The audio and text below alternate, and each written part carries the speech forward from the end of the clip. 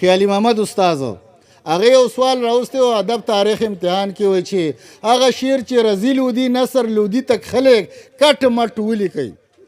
نو زما سره یو همسمپۍ ناسته وه، ما ته ویل چې صاحبه که دا شعر تا ته حافظه کي دا راته د خیالي محمد استاد په انداز ویوه زه به یې لیکم. ما ورته ویلې دا نور سوالونه حل که دا به ته زه به یې وروسته ویم نه په نورو مې مازغه رسي خو دا مې حافظه کې نشته. اوس صحنه لږه ښه ده بیا وروسته کنټرول کېږي او بیا نه کېږي دا راته ویوه زه به یې لیکم. نو ما ورته د خیالي محمد استاد په انداز کې هماغه شعر شروع کړو یو ځای پورې بیا مې یو ځای کې قطع کړ.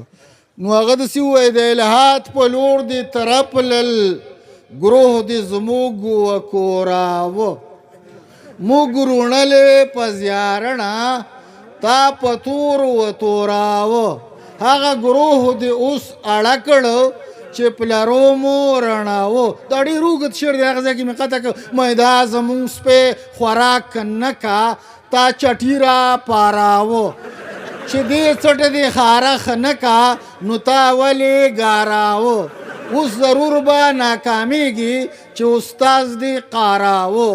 په دغه وخت کې پوه شوه ما ته ویل چې لکه پارچه دې راباندې خرابه. ما یو ګوتو سره مو ما استاز یې دونه ګوري نه بیا یې نمرې ورکړې وې. ته مې زړه کې ځای لرې بې کچې او مه وایه چې پرېږده مړه غوچې ته په ما که زه په تا مین یم او دواړه به پې واچوو نن پچې او مه وایه چې پرېږده مړه غوچې. او دا منم ساتلي مې بزې نه دي دا منم ساتلي مې بزې نه دي خو ډېر مې اورېدلي کچې کچې او مه وایه چې پرېږده مړه غوچې. ستا په لیدو نه مړېږم دا ولې یا شنه پیروی که کوچې او مه وایه چې پرېږده مړه غوچې. او